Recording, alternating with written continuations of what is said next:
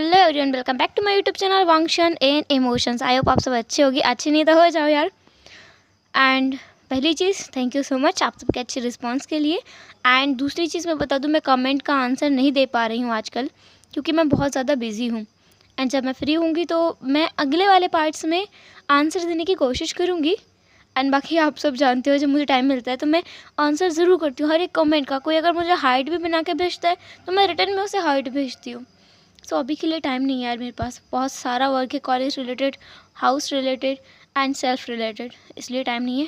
बाकी आगे टाइम मिलता है तो मैं रिस्पॉन्स ज़रूर करूँगी। एंड आप लोग कमेंट करना बिल्कुल मत छोड़ना, इससे ना मोटिवेशन बना रहता है, स्टोरी को कंटिन्यू करने का मोटिवेशन। ओके, तो चलिए आज के पार्ट में आगे बढ़ते हैं। लास्ट पार्ट हमने छोड़ा था जब हमारा वांगीबो पहुंच गया था फीनिक्स रेलम में, फीनिक्स के महल में।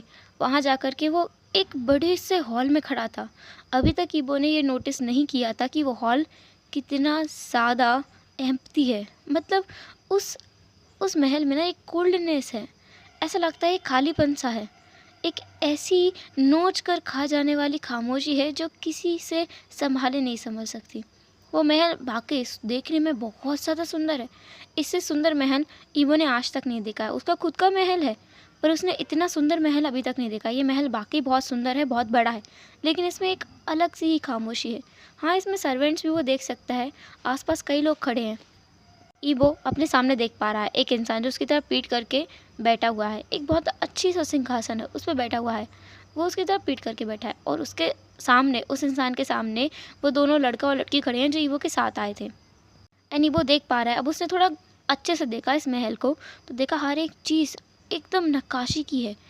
इस एक से बढ़ के एक नक्काशी की चीज़ें वहाँ रखी गई हैं। इतनी इतनी इतनी महंगी होंगी कि कहीं और मिल ही नहीं सकती। ऐसी ऐसी चीज़ें हैं जो ईवो ने आज तक अपनी लाइफ में कभी नहीं देखी हैं, एक से बढ़ के एक। एंड फाइनली उसने उस इंसान की आवाज़ सुनी जो कह रहा था, मैंने तुमसे कितनी बार कहा है मुझे बिना बताए बाहर मत जाया करो। वो इंसान उस लड़की से ऐसा बोल रहा था। वो लड़की डर गई थी। अब तक जो बकर बकर बकर बकर बोलती हुई आ रही थी, अब वो बिल्कुल शांत खड़ी थी, एकदम मासूम सी बन के। उसका फेस से ही लग रहा था कि वो बहुत ज़्यादा डर गई है। ईबो देख सकता था। तभी उस इंसान ने कहा, सामने आओ। ईबो को पता है ये उससे ही कहा जा रहा है, तो वो धीरे धीरे चल करके उस इंसान के सामने गया। उसकी नज़रें झुकी हुई थी। ईबो को पता था कि ये जो भी इंसान है, ये वाकई बहुत ज़्यादा इम्पॉर्टेंट पर्सन है यहाँ के राजा के लिए, क्योंकि ये सिंहासन पर बैठा हुआ है एक जगह पर और इतने बड़े महल में रह रहा है। इतनी भयंकर भयंकर, मतलब खतरनाक से खतरनाक चीज़ें यहाँ लगी हुई हैं। उसने तलवार भी देखी है, यहाँ भाले, त्रिशूल, सब कुछ इस हॉल में वो देख पा रहा है। तो उसे समझ आ रहा है ये इंसान ना बहुत ज़्यादा इम्पॉर्टेंट है यहाँ के किंग के लिए, तो ईवो इसको रिस्पेक्ट ज़रूर देगा। अगर नहीं दी तो फिर उसका गला कट जाना है। फिलहाल के लिए किसी को पता नहीं चला है कि वह एक ड्रैगन है। हो सकता है इस इंसान को पता चल जाए। इसकी स्मेल से ही पता चल रहा है कि सामने वाला इंसान एक फिनिक्स है। ईवो ने बिना अपनी नज़रें उठाए उसे बो किया 90 डिग्री। अब उस इंसान की तरफ ईवो ने थोड़ा सा आँखें उठा कर देखा। अब देखता है तो बस देखता ही रह गया। ये एक अल्फ़ा है, सामने जो बैठा है वो एक अल्फ़ा है, लेकिन ईबो जैसे इसकी आंखों में खो गया है। वो इंसान भी ईबो की आंखों में जैसे कुछ कुछ खोजने की कोशिश कर रहा है, कुछ ना कुछ जांचने की कोशिश कर रहा है। और ईबो जो कि उसकी आंखों में खो गया है, डूब गया है, सामने वाले के इंसान की आंखों में एकदम ही डूब गया है। उस इंसान की एकदम कोल्ड और थरथरा देने वाली आवाज़ फिर से आई, तुम कौन हो? ईबो को पता है कि फिनिक्स किसी की आंखों में देखकर उसकी सच्चाई का पता लगा सकते हैं। अगर ईबो ने एक भी शब्द झूठ बोला तो ये इंसान तुरंत ही पहचान जाएगा। ईबो ने अपने मन में कहा, अभी के लिए। देन उसने सामने कहा, मैं एक रॉक कल्टीवेटर हूँ। ईबो की नज़रों में, आंखों में उस फिनिक्स को कुछ भी झूठ नहीं मिला, क्योंकि ईबो ने झूठ बोला ही कहाँ था। अभी के लिए तो उसने मन में बोल दिया, ऊपर से बोल दिया कि मैं एक रॉक कल्टीवेटर हूँ। सच ही बोला है उसने। आधा सच छुपाया है, लेकिन आधा सच तो सच होता है। उस इंसान ने फिर पूछा, तुम्हारा नाम क्या है? ईबो ने कहा, मेरा नाम वांगीबो है। उस इंसान ने फिर से पूछा, तुम कहाँ से हो? अब बेचारे ईबो क्या जवाब दे, क्योंकि वो ड्रैगन किंगडम से है, ये बात सच है। तो उसने कुछ सोचा, फिर कहा, मैं फेरिस के लैंड से हूँ। जो कि बात झूठ भी नहीं थी और पूरा सच भी नहीं था। उसके फादर ज़रूर ड्रैगन है और उसकी मदर एक फेरी थी, तो उसने झूठ नहीं बोला है। उसकी आंखों में सच्चाई दिख रही थी। फिर उस इंसान ने दोबारा पूछा, तुम यहाँ क्या कर रहे हो? ईबो ने कहा, मैं इंसानों की दुनिया में जा रहा था। लेकिन बीच रास्ते में ही मुझे किसी लेडी की फंसे होने की आवाज़ आई। मैं वहाँ मदद करने के लिए गया था। ऐसा उसने देखते हुए उस लड़की की तरफ इशारा किया एंड वो वहाँ फंसी हुई थी। मैंने बस उन्हें बचाया। उन्होंने कहा कि उन्हें मेरी मंजिल का पता है और वो मुझे यहाँ ले आई। ईबो वैसे बिल्कुल सच बोल रहा था क्योंकि उसे बिल्कुल पता नहीं था कि ये लड़की फीनिक्स किंगडम से है। अगर उसे पता होता ना तो ईबो भूल कर भी इसके पास भी नहीं भटकता। हालांकि वो कोशिश करता इसकी मदद कर दे, लेकिन वो दूर से ही करता और यहाँ तो आने की कभी भी गुस्ताखी नहीं करता। सामने वाला इंसान अभी भी ईबो की आंखों में देख रहा था। तन उसने कहा, तुम मरना चाहते हो? ईबो ने कहा, नहीं। उस इंसान ने फिर से कहा, मेरी आंखों में देखना बंद करो। ईबो ने अपनी नज़रें झुका ली। अब ईबो को समझ आया कि वो इस इंसान की आंखों में कब से घूरे जा रहा था, देखे ही जा रहा था और वो देखते हुए ही आंसर कर रहा था। ईबो को खुद भी नहीं पता कि पता नहीं क्यों, पर इस इंसान के साथ ना उसे एक अलग ही कनेक्शन फील हो रहा है। एक ऐसा बॉन्ड जो आज तक उसने कभी भी किसी के साथ भी महसूस नहीं किया है, बिल्कुल भी नहीं किया है। वो कितने लोगों के साथ मिला है, कितने लोगों के साथ रहा है, अलग अलग जगह पर घूमा है, पर ऐसा बॉन्ड उसने कभी महसूस नहीं किया, जबकि वो इस इंसान को पहली बार देख रहा है अपनी ज़िंदगी में। सामने वाला इंसान अब उन दो लोगों की तरफ मुड़ा। उसने कहा, चैंग, अपनी बहन को संभाल के रखो। अगर दोबारा से यानली बाहर गई तो मैं तुम्हें नहीं छोड़ूंगा। चैंग ने भी वो किया और कहा, जी महाराज, अगली बार से मैं ध्यान रखूंगा। ईबो अपनी जगह पे स्टिफ हो खड़ा हो गया था, एकदम ही जम गया था, क्योंकि उसने सुना महाराज, मतलब सामने वाला इंसान इस किंगडम का महाराज है।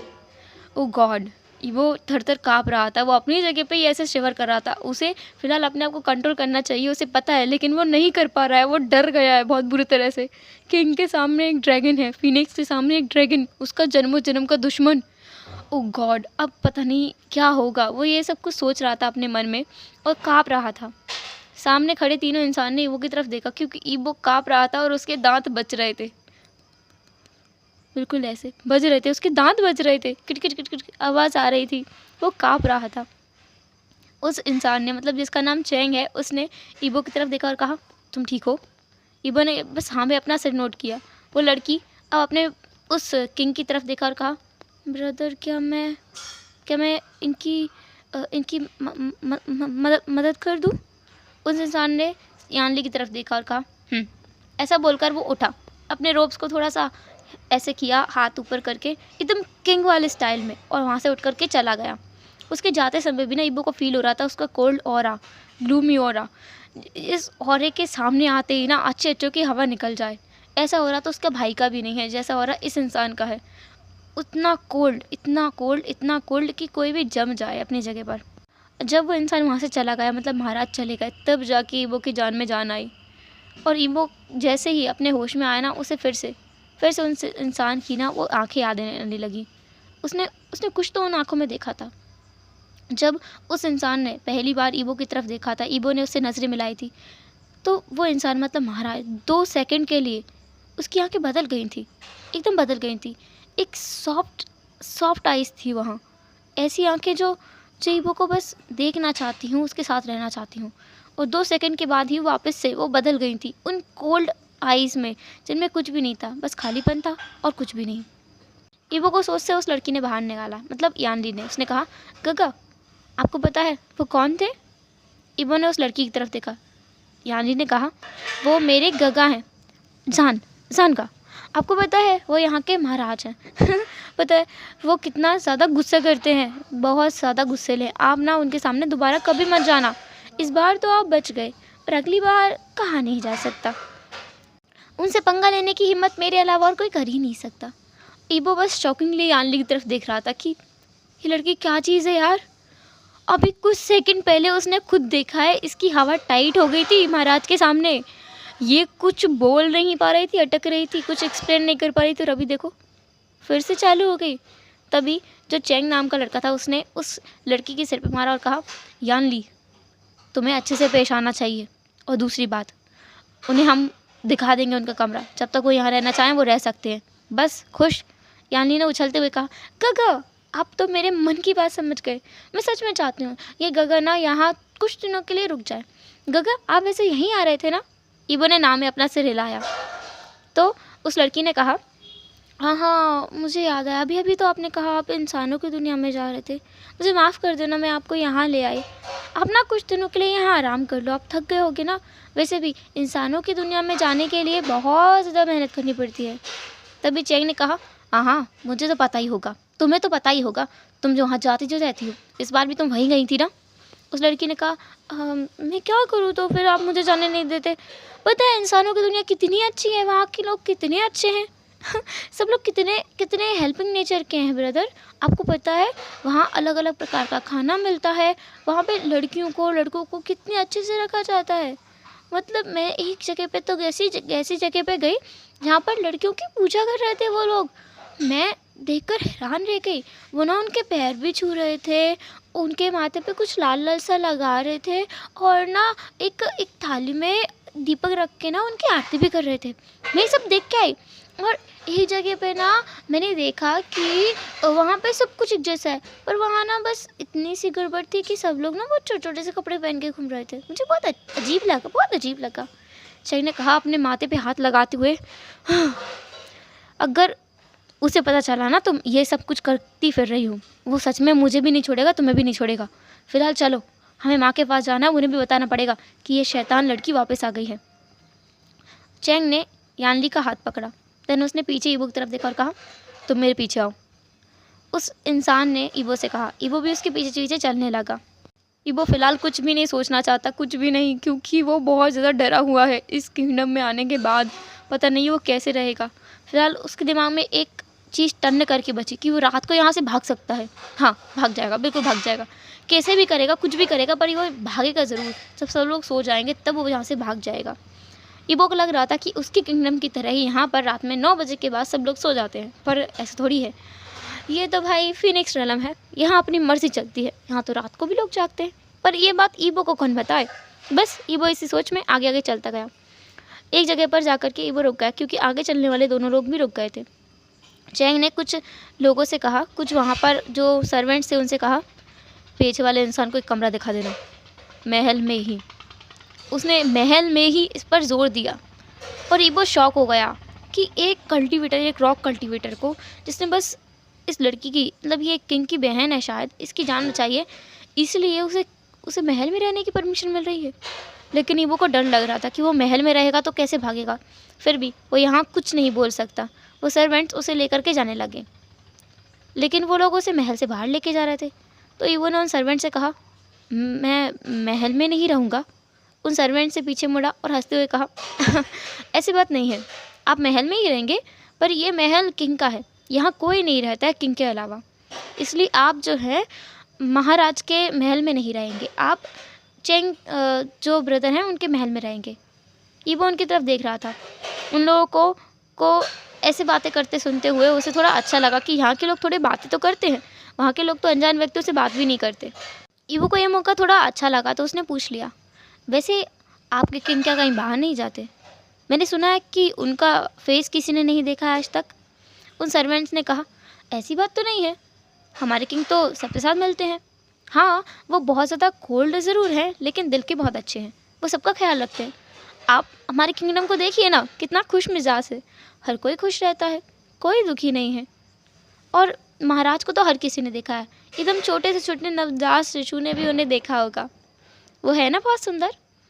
फिर ईबो के दिमाग में वही इमेज आई, बस किंग का वो चेहरा जो बस वो 2 सेकंड के लिए बदला था ना, वो चेहरा, वो आंखें, वो भूल नहीं पा रहा था, नहीं भूल पा रहा था। वो आंखें क्या थीं? वो उससे कुछ कहना चाहती थी, कुछ बताना चाहती थी, पर वो आंखें तुरंत गायब हो गई थी। ऐसा लगा उसे, ये क्या हुआ पता नहीं, लेकिन वो उन आंखों के बारे में भूल नहीं पा रहा था। फिर ईबो ने खुद को चपेट लगाते हुए खुद के मन में कहा, मैं क्या क्या बके जा रहा हूँ खुद के मन से। मुझे यहाँ से बाहर निकलना है, और मुझे उस किंग से तो दूर रहना चाहिए। वो एक फीनिक्स है, और उसे पता चला ना मैं ड्रैगन हूँ, मुझे सच में मार देगा। ईबो को इस बात से भी हैरानी हो रही थी कि यहाँ किंगडम ने किसी ने भी, मतलब जहाँ से वो आया है ना, वहाँ से वो मेन गेट से आते हुए भी किसी ने भी उससे कुछ भी गलत नहीं कहा। वो इन सब में सबसे बदसूरत दिख रहा है अभी के टाइम के लिए, लेकिन किसी ने उससे कुछ भी नहीं कहा।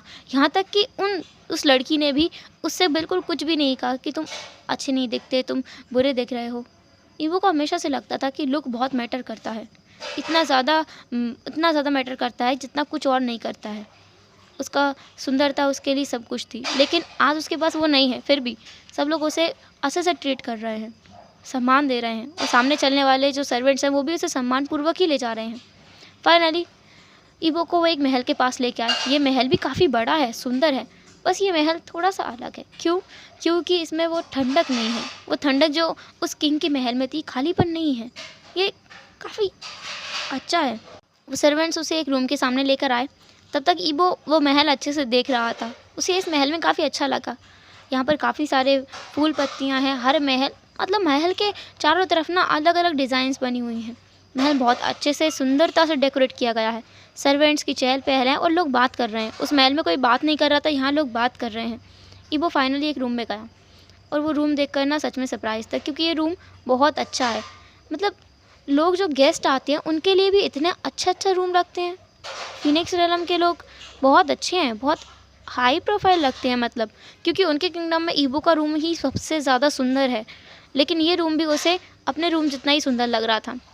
फ़िलहाल ईबो बहुत थक गया था, तो वो गया बेड पर, और रात भी हो गई थी। वो बेड पर जाते ही लेट गया।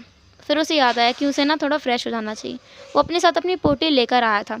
उसने अपनी पोटली से अपने कुछ रोब्स निकाले, उन्हें बाथरूम में जाकर उसने थोड़ा सा नहाया और कपड़े पहनकर बाहर आया। तब तक गेट पर नॉक होने लगा था। ईबो ने जाके दरवाज़ा खोला। वहाँ पर कुछ सर्वेंट्स थे। उन्होंने कहा, आपको नीचे खाने के लिए बुलाया गया है। ईबो फिर अगेन शॉक हो गया कि मेहमानों के लिए क्या खाना सब लोग साथ में खाएंगे। फिर भी उसने कुछ नहीं कहा, नोट किया। देन वो सर्वेंट्स के साथ चलने लगा। सर्वेंट्स उसे एक बहुत बड़े डाइनिंग एरिया के पास लेके आए। सच में ये उसके महल जितना ही बड़ा महल है, उसके महल जितना ही बड़ा डाइनिंग एरिया है। और वहाँ पर उस डाइनिंग एरिया में वहाँ पर वही लड़की बैठी हुई है। उस लड़की के साथ में कुछ लोग और बैठे हुए हैं। वहाँ पर वो लड़का भी है जिसका नाम चैंग है, वो लड़की यानली वो भी है। उसके साथ में एक बूढ़ी औरत, एक बूढ़ा आदमी भी है। ईबो वहाँ गया, उसने उन दोनों को बो किया। देन उस यानली ने कहा, गगा आप यहाँ बैठो ना, मेरे पास बैठो बैठो बैठो। उसने एक सीट की तरफ इशारा किया। ईबो बस हल्के से वहाँ जाकर बैठ गया।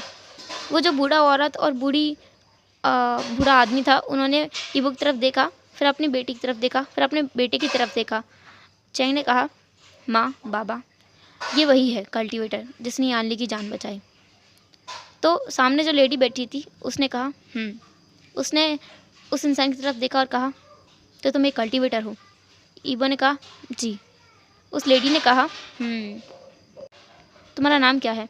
ईबो ने कहा, ईबो। देन ऐसे ही कुछ बातें हुई वहाँ पर। बातें करते करते वो लोग खाना खा रहे थे। ईबो अगेन शॉक में था, क्योंकि यहाँ पर एक उसके क्लैन में एक और रूल था, खाने खाते टाइम कोई बात नहीं कर सकता। ईबो ये रूल जानता है, लेकिन आज वो खुद भी तोड़ रहा था, क्योंकि उसे बहुत अलग लग रहा था। यहाँ आकर के बहुत अलग लग रहा था। उसे अनकंफर्टेबल तो फील हो रहा था, बट उसे अच्छा भी लग रहा था, पता नहीं क्यों, लेकिन उसे अच्छा लग रहा था। उसने सबसे बातें की, खाना खाया। देन सब लोग वहाँ उसी हॉल में एक तरफ जा कर के बैठ गए थे। फिर सब लोगों ने उससे कुछ और बातें की, अपने किंगडम के बारे में बताया। मतलब अपने किंगडम के बारे में, सब लोगों के बारे में, खुद के बारे में, यानली के बारे में, चेंग के बारे में वो दोनों बता रहे थे। सामने जो लोग बैठे थे उनका नाम है मैडम यू और जांग फेमयान। जांग फेमयान एक लाइकन है और मैडम यू एक फेरी है, इसलिए ही तो यानली भी एक फेरी है। रात को लगभग 10 बजे उन लोगों ने कहा कि अब तुम्हें सो जाना चाहिए। तो ईबो भी उठकर अपने रूम में चला गया। वो सोने वाला थोड़ी था, वो तो भागने की फिराक में है।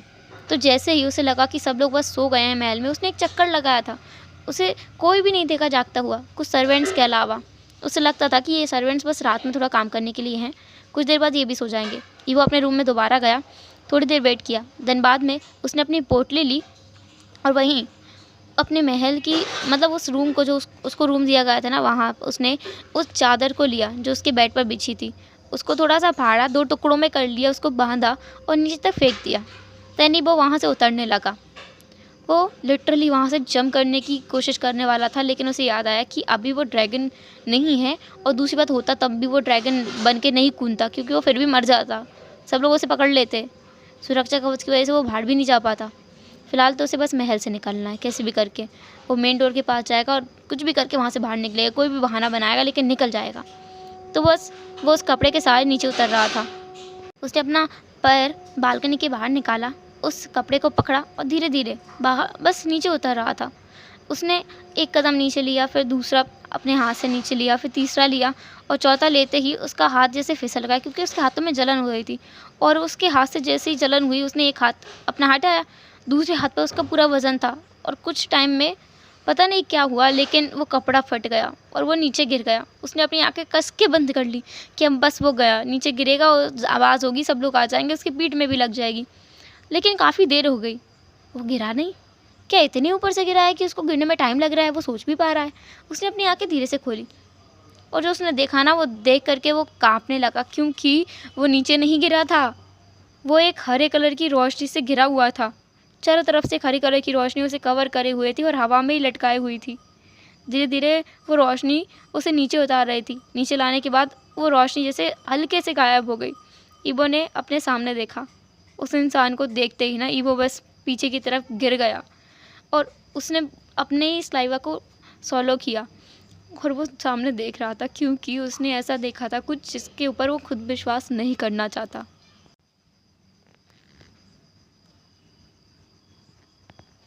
हेलो एवरीवन, तो कैसा रहा आज का पार्ट? जो भी है जैसा भी हो कमेंट ज़रूर करना। एंड आधे से ज़्यादा लोगों को पता चल गया होगा कि सामने कौन है जिसकी वजह से ईबो इतना ज़्यादा डर गया है, और जिनको पता है ना वो कमेंट करना। ओके, तो चलो फिर मिलेंगे नेक्स्ट पार्ट में। तब तक के लिए टेक केयर, बाय बाय, में ख्याल रखना।